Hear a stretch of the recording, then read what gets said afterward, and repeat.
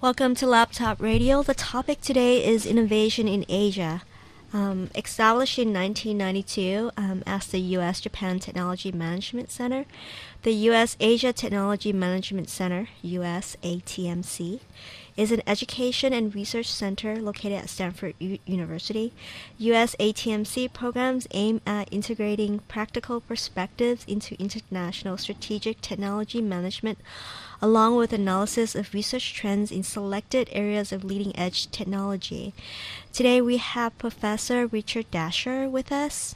He is a professor at Stanford University and a director of US ATMC. Professor Richard Dasher, what is your story? Michelle, thanks very much for having me on your program today. You're welcome. So, I got my PhD at Stanford in linguistics, and then just as I was finishing up my dissertation, decided I did not want to be a college professor. So instead of taking a job offer at another good university, I went to work for the U.S. government. I was in charge of the Japan and Korea training for American diplomats. I did that for 5 years, including 4 years attached to the U.S. Embassy in Tokyo. And at the end of that, I decided that if I was going to do anything with my knowledge of Japan, I had better get some business experience. So I worked for a couple of Japanese companies for 3 years as a board director, developing international business. And then they were starting this new little technology management center at Stanford, and they were looking for somebody who could teach about Japanese business and someone who could teach scientific and technical Japanese language. I put in the course proposals, they bought them, and I've been here ever since. So since coming to work for the U.S. Asia Technology Management Center, the content of what I've been doing in research and education has changed quite a bit. I found that the work I was doing in linguistics actually applies very well to business problems. When you look at the way a new technology will have an influence on an industry value chain, a lot of the techniques that I was using for my previous research applied directly. So I'm looking at that. I'm looking at the flow of people and capital and knowledge across industry, government, and university boundaries for the purpose of innovation. And we're also looking at emerging trends of what's going on in advanced technology innovation in Asia. So the topic is innovation in Asia, and as an attorney, I always wanted to go back to the definition. What is innovation? That's a great place to start because innovation is often misunderstood. Innovation, I think, is really the process that leads from the invention of a new idea, the conception of a new idea, to its real-world deployment. So creativity and invention are really the beginning of the process. Unless you can take it all the way for other people to use it, it's not really an innovation. So, and Asia, we have different countries in Asia, and currently, we have a lot of events happening between the U.S. and Asia, and Asia and Asia. I mean, just really different countries between different countries in Asia. So what is really the current U.S.-Asia economic relations? Well, the U.S. is more tightly integrated with Asia than a lot of people realize. And in fact, I think if you look in the history of Silicon Valley, probably our growth in the valley has been driven as much by Asian economic growth for the last 30 years as it has been by the growth of the U.S. economy. All of the high-tech companies that are coming out of the valley are intrinsically borderless. They depend on things like cloud computing. They depend on the free internet. And so Asian markets are really important to us as well. The nature of the relationship is not just us producing and Asia consuming, though. Increasingly, there is more of a kind of joint invention and joint development aspect where we are really partnering with a lot of Asian organizations, institutions, both private sector and public sector, in order to try out new ideas and bring new things even further. I know that Asia plays a big role in manufacturing in the past. How is that relationship changing? And how is that U.S. relationship affecting businesses here outside of manufacturing? Well, there's two things that's going on. First of all, with regard to manufacturing, if you can standardize a process, it will naturally flow to a cheaper location. Mm-hmm. And so for a long time, Asia was a lot cheaper than the U.S. Mm-hmm. There were good labor force resources in Asia that was doing great outsourcing of manufacturing. And those days are starting to change because living costs are going up in Asia. Mm-hmm. And also Asian people are realizing that if they do all the manufacturing but the U.S. companies get all the profit, there's something wrong in that model. So that's changing as Asia becomes more wealthy. You're seeing the growth of a middle class in Asia, mm-hmm. and you're seeing people wanting a future for their children that really matches what happened in the U.S. a couple of generations ago. All the people that worked in line manufacturing wanted their kids to go to college in the U.S. because they didn't really want them to be working on the auto manufacturing line when they grew up. So you're seeing this new young generation in Asia that's highly educated. They're very creative. And so you're starting to see a movement away from manufacturing as sort of the basis for economic growth in Asia to innovation as a basis for economic growth in Asia. So do you think that China and other Asian countries are leading in artificial intelligence technology and blockchain fintech technology? Well, I think that in AI especially, it's really the United States and China that are further along than anywhere else in the world. The U.S. had a head start, but China has put massive amounts of money into artificial intelligence research and also into investments in artificial intelligence startup companies. The amount of venture capital in China is growing about 100% a year. Last year, there was about $49 billion of venture capital invested in China. That compares to about $120 billion invested in the United States. Now, only a small percent of that in the U.S. went into artificial intelligence. But in China, this is a national goal that the government has recognized, and so it's something people are interested in investing in. The other thing, though, is when you get something that is so obviously a national priority, the valuations of the startup companies have doubled, so that it's more expensive to invest in AI in China than it was. There's one aspect of this that nobody talks about much, and that's what language you're doing the advanced analysis of. So U.S. artificial intelligence is almost all English-related. There's a little bit of English-related stuff going on in the United Kingdom. There really hasn't been the level of language analysis in French or German or Japanese or any of the other major languages in the world. But China has a huge base and is doing work on Mandarin that is quite different from U.S. Natural language processing. And this gives them the opportunity to build on what the U.S. has done in English and really have sort of the world market if they can pull Chinese into the analytical spectrum.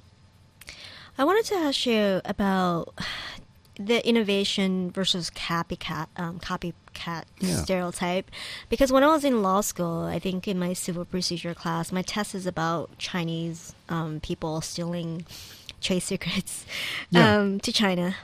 And I believe that this has changed dramatically in the last couple of years or so. Do you still believe China is still a copycat, or is there really innovation there, where there's creativity and all the criteria that you just spoke about? Well, first of all, there's a lot of creativity there. There always has been. And even if you're copying something, to make it work in your home economy may require some creativity. What has been evolving in China is really its sort of cultural understanding of the role of intellectual property. The legal system has come a long way, but the enforcement of the legal system has not come as far yet. And you do still see people who are basically stealing things. That is going to be harder and harder to do in China because that's not so much China versus the U.S. That's people who have versus people who take. And as the domestic industry grows in China, there will be more and more pressure for the enforcement of intellectual property to get real teeth. So already you see much more concern internally in China to maintaining legal standards. There are some areas that are still kind of problematic. One of them is hiring people.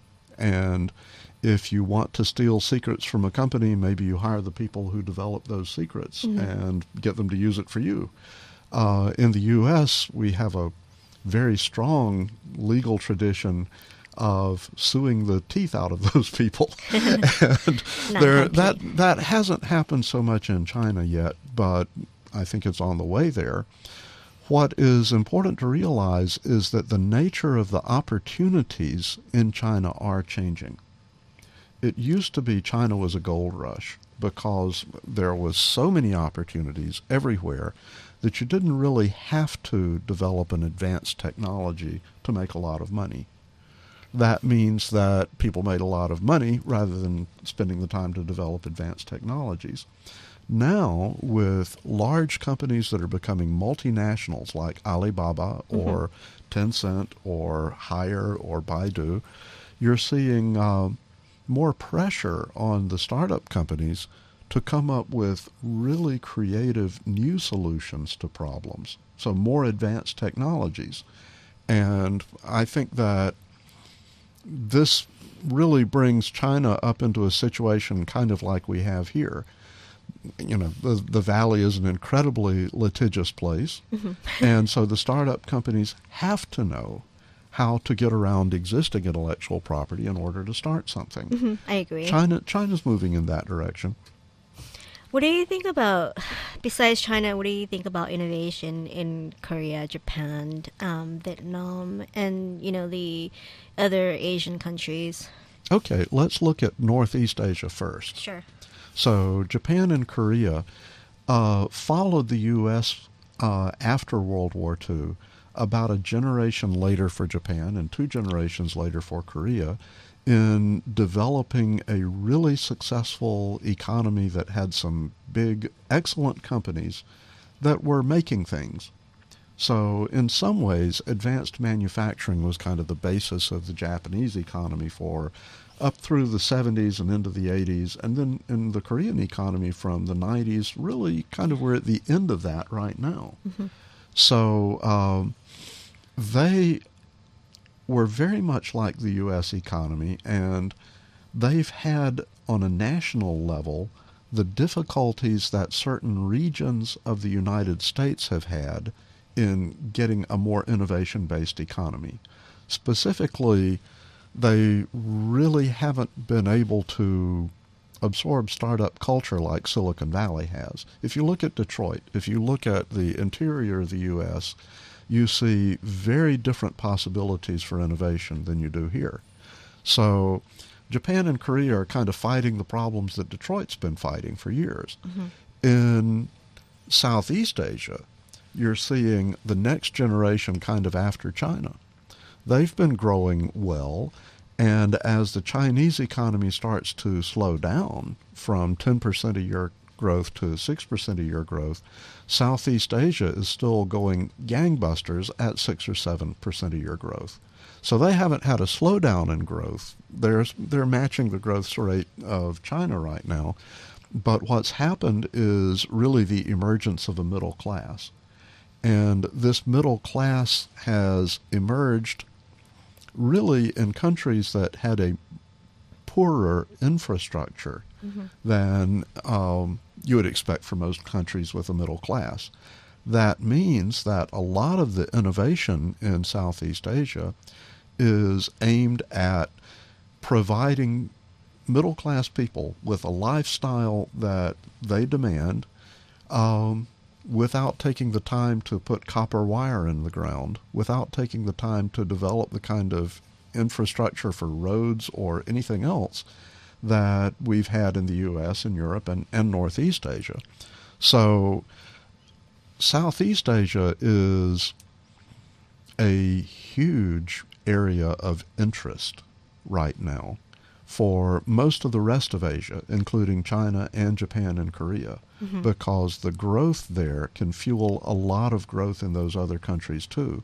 In the U.S., we have maybe less view of what's going on there because of historical reasons, but Southeast Asia is a really interesting and exciting place for new solutions to problems that we might not think of here. And that's important because if you don't have an infrastructure, you see a problem, you come up with a solution to it based on the materials you have at hand. That gives you a different solution than if you're in the United States and you can go down the street to Fry's and buy whatever components you need. So for the startups in Silicon Valley, you have an idea, and then you start coding it or programming it or making it as a hardware. And then you try to find some friends to join you if they agree. And sometimes you may quit your job and you kind of do it together until you have some traction, and then you find a VC to fund you. How is starting a company like in Asia? Okay. That's also a great question, because I think that every population has entrepreneurs. And the populations the entrepreneurs want to change the world. The first money behind a startup is the entrepreneur's own money, friends and family money. And so that's universal. What has been kind of slow to develop in Asia is the individual investors, the people we call angel investors. They exist in Asia, but they're not as sophisticated as the angel investors here. The angel investors here really have a great influence on the companies because they demand very high standards. And they have great abilities to mentor the companies that they invest in because they understand that process. They've seen that process. They've done it a lot. A lot of Asian angels think that they're buying something. They're owning the company that they invest in, and so they take too much control. So this system is becoming more sophisticated, and with the exception of China, there's also kind of a lack of venture capital in Asia, so that typically the startup company in someplace like Southeast Asia would have to go to a more traditional source of funding like a bank earlier than they would in the U.S. And, banks value assets. They don't know how to value business plans. They tend to focus on steady early return of funds rather than waiting until the company's really ready to make a lot of money. They don't really promote the growth of the company like the high-risk investors do here in the U.S. So that's one big thing. The capital is different. Capital flow pattern is kind of different. The other big difference is how do you get your friends? Okay, after you've got 2 or 3 of your friends to start a company, who are you going to hire?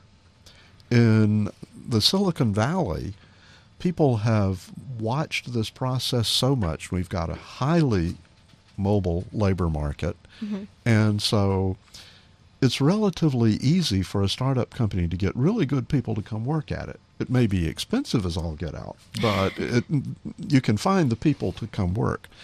In Asia, it's the paid employees of startup companies that are lacking.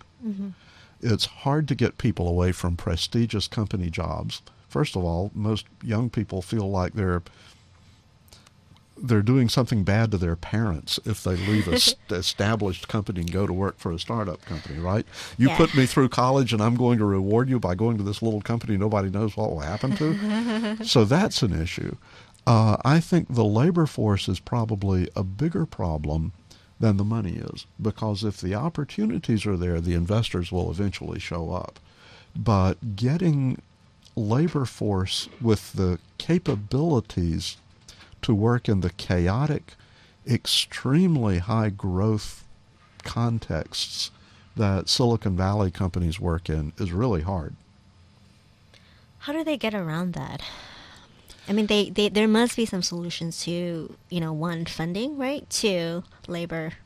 Well, okay, in China this has not been a problem because up until now they've had such a huge labor market, and the big companies like Alibaba weren't really siphoning off the best people. So it has not been a problem in China. In Korea and in South Korea and in Japan, it's been probably the biggest problem. And actually the big companies are unknowingly helping because their need for economic efficiency means that they're less trustable with your whole career. And so, lifetime employment is gradually starting to die in Japan, and this means that young people, especially below the age of 30 or 35, have a very different attitude toward going to work in a company in Japan or Korea than their parents did. So I think that the inefficiencies of the big companies are actually helping the labor market for the startup companies. Okay, and I have a question about the government, because I know that the Taiwanese government is investing in the U.S., and then you have Korea, who has accelerators in the Silicon Valley, who wants to fund more like Korean American companies than companies in Korea. What is that dynamic like? Well, I think what you're seeing what could be the next logical step in this. And that is for companies to do cross-border things relatively early. I think that certainly Silicon Valley is looked at as kind of heaven, innovation heaven for all of the governments of Asia and a lot of the universities in Asia and some of the companies in Asia too. And so they're figuring out that if they can bring their companies here, then the people in those companies will absorb some of the sophistication of Silicon Valley and really do a better job. And that may happen. I think that you're seeing these incubators for Taiwanese companies, for South Korean companies, that are, they've got some really interesting companies in them. And I think this is a positive thing because I think that this cross-border movement will encourage people to learn from each other. And we can learn from these companies too. Yeah, it's kind of awesome to receive emails in different languages now. And I've seen that, and it has never really happened before. But in the last year or two, I've received emails in Chinese. Yep. More English for South Korean companies, but people reaching out to me, and I thought that was super awesome, just to see that kind of diversity here. I have a question about innovation in Asia. What kind of problems are they solving? Are they the same problems as we have in the U.S., or would it be like a different problem? What are some of the issues in Asia or in the world that they're solving? Well, the general kind of rule is that the best source of ideas for a startup company is frustration in everyday life. Yes. And so the things that people are worried about in Asia, first of all, they're worried about aging population. So there's a great deal of interest in new technologies, new services that would address aging population concerns. I think that the lack of an infrastructure, mobile banking is a huge opportunity in Southeast Asia because more than 1/3 of the people have never had a bank account. And they have cell phones. So the kind of different way of development where some of these technologies outpaced the old traditional infrastructure is opening up new ideas like that, like mobile banking.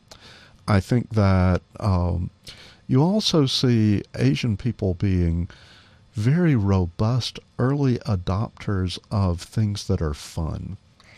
So the gaming industry is not to be underestimated. And the kind of use of new technologies for entertainment value is also a place where we're really getting a lot of interesting content coming from Asia, whether it's anime from Japan or, whatever, K-pop from Korea. You're getting a lot of things coming into the world markets that people thought of there. And they thought of them because there were things right around them that they knew, and often the frustration of something that was inconvenient led them to develop something. Mm-hmm. Yeah, I love Asia. I love traveling to Asia, and I love just really the diversity of different countries and different kind of food and the different problems that they have. So with regarding technology, I know that it's constantly changing right now. Are they just doing businesses between each other, or are they really reaching out to the world to further their businesses? Yeah, that's a good question, and it's one that I hope they will reach out to the world, because I think that that's good for everybody. I think a movement toward isolationism is not really helping anybody out. Mm-hmm. Now, China has one really big problem that's the same as in the United States. It's a huge domestic economy. Mm-hmm. And so, in a way, it's natural that people in China think about developing the market domestically, and only after a certain amount of time do they even think about anything overseas. We're really seeing the very first Chinese companies trying to become global companies. And this is a relatively new phenomenon because the domestic opportunity has been so big there. Mm-hmm. So in a sense, their sense of globalization kind of matches the problems with American globalization, meaning we'd love to have extra revenue as long as we don't have to do much extra work. And I think that this, between the U.S. and China, actually may help to level the playing field, because relatively smaller economies, and I think especially South Korea, which has, 50 million people and is the 13th largest economy in the world, meaning it's not tiny, but to really be successful, you have to think about global markets relatively early. Mm-hmm. And I think that's also going to be the case for a lot of the Southeast Asian companies as they come along. They will think earlier about global markets and about global presence, to the extent that this opens things up for everybody, and we have opportunities in those markets too, Mm-hmm. then that's good. It's like playing in a bigger football league. I wanted to ask you about the infrastructure as well as the culture in these Asian startups and companies. Mm-hmm. So by infrastructure inside the startup company, I think that one of the things that has become very systematic in the United States is the sense that a startup company will be a startup company between 7 and 10 years if it's successful. Mm-hmm. Between 7 and 10 years after it's founded, it'll either go public or it'll be acquired by a big company. And in either case, it becomes a big company, and its position is very different. So the people involved in the company and the investors in the company all try to maximize the growth and the value of the company toward that exit. That sense is not as strongly developed in Asia. Okay. I think a lot of Asian entrepreneurs, when they found companies, almost feel like they've given birth to a child and they don't want to sell their child. And so... Loyalty. So the exit patterns are still very different in other Asian countries. You don't get nearly as much exit by M&A in Asia as you do here. And so that kind of basic conception is different. With regard to culture, I think that is related to the sort of what it means to be the boss culture. Yeah. And in a U.S. good startup, if the boss is not a team leader and not able to kind of take their personal things out of the way, you get problems. I mean, we see those problems. We do. I think Uber has had a lot of those problems, right? Yes. But in the Asian startups, I think the entrepreneur has more sort of absolute power, especially over the other workers. And maybe they have less of a sense of having a boss. You know, who's the boss of the CEO? It's the investors, right? And that sense may not be so well developed in Asia yet. And how is competition like in Asia? Like if you start a company that is similar to another company, what do people do? Well, China's the one that's really different than here in the Valley. Here in the Valley, when you start to see a bunch of startup companies, there is a thinning out process that happens rather quickly, meaning that as a few of the companies become dominant in a particular business line, other companies change their business lines, and they get out of that, right? They try to find some other way to create value. In China, you know, when Groupon came to China, I think there were 1,000 competitors to Groupon within a couple of weeks. Wow. And part of that is that China is not only big, it's relatively non-unified. You can have different markets and different segments in China. It's incredibly intense competition. A lot of it is price-based competition. But the situation is chaotic enough because it's growing so fast. Yeah. That it allows competitors to stay competitors. The market doesn't thin out. The industry doesn't thin out quite as quickly as it does here. Now, you're not seeing that kind of problem in Japan and Korea. If anything, what I'm seeing are too many companies built to fit niches in big companies' supply chains in Japan and Korea. So they would never grow big. They will always be a niche player whose annual sales are dependent on a very small number of customers. And they make enough to survive. And they make enough for the entrepreneur to be happy. So how are the government preparing for changes in the digitalization age? Now, are you thinking about the U.S. government, or are you thinking about I'm thinking about there? the governments in Asia. Okay. How are they preparing for that? I mean, I read articles about China getting citizens' DNA. Yeah. And surveillance, right? I just feel like there's a lot of spies and things like that. I mean, how are they fostering innovation and using this technology to better their citizens? I think that the digital economy in Asia is very much considered to be an economic fact rather than something for the average citizens. It's very different from Europe, where Europe is extremely concerned about privacy and, if anything, would be willing to give up industry growth for the sake of preserving privacy.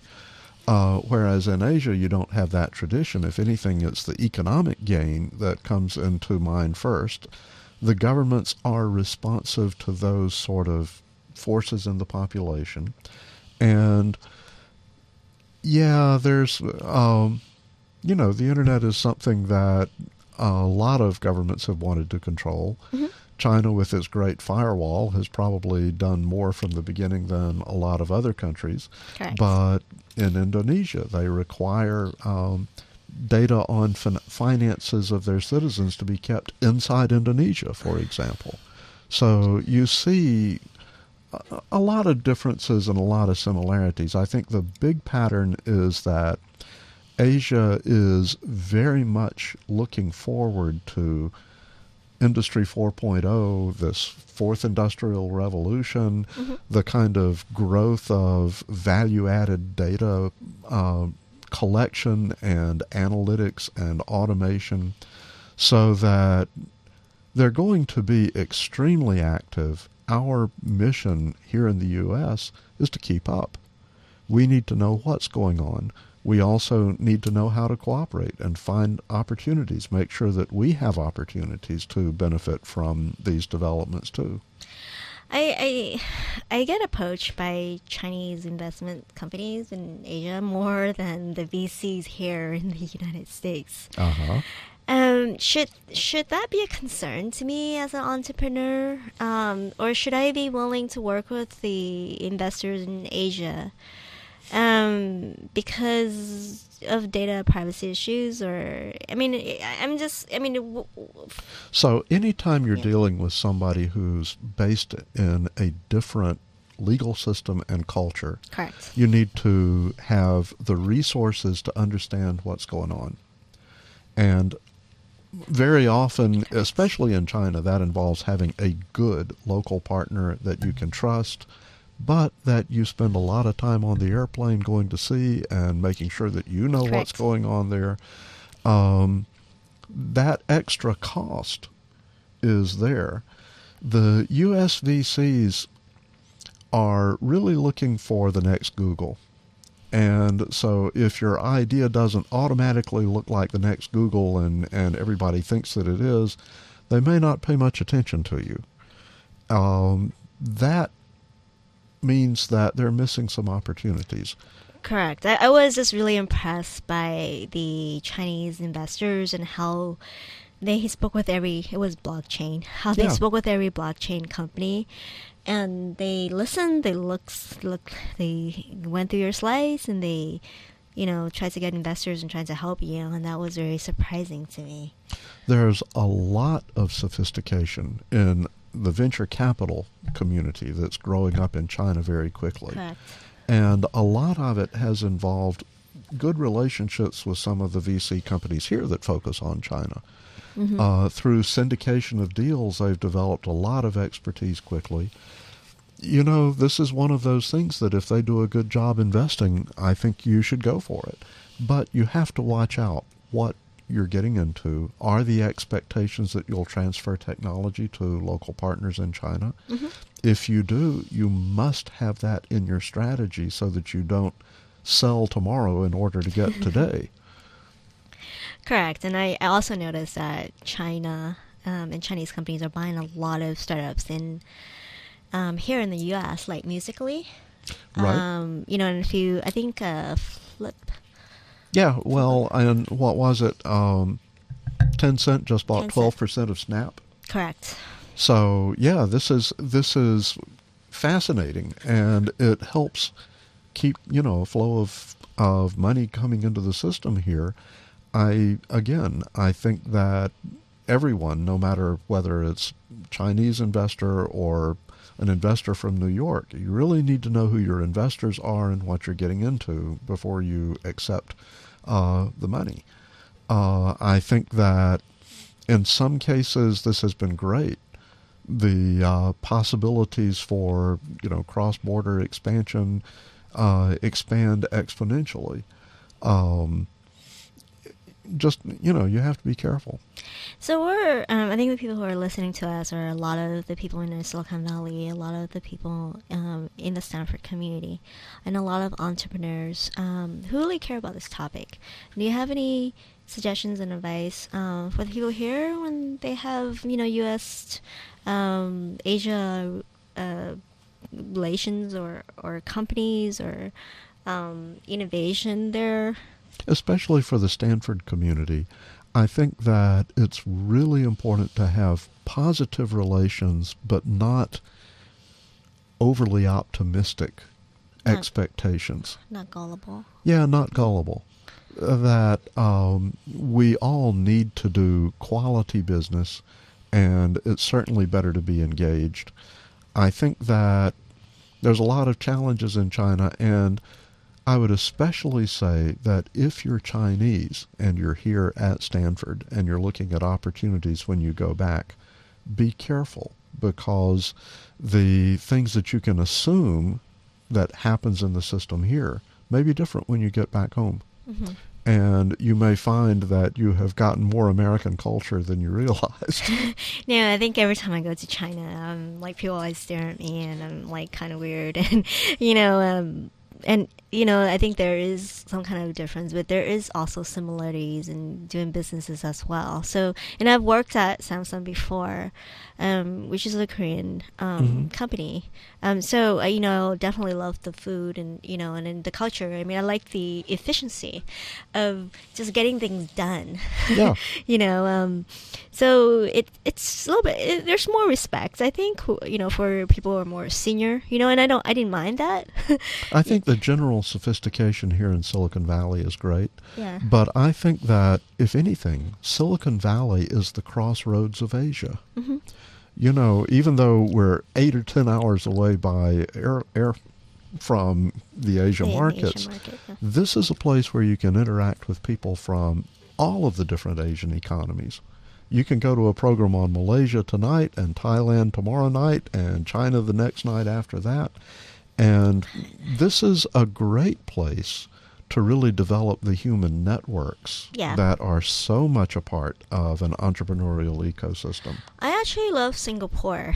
Everybody speaks English, and taxi is really cheap, and you can really go anywhere. There's a lot of entrepreneurship there. Actually, it's good if you start a business there because there's a lot of tax benefits. I agree with you. I didn't mean to leave out Singapore. Singapore is a great place, and a lot of the investment in Southeast Asia is really being based in Singapore because it's got a great legal system that protects investors. Correct.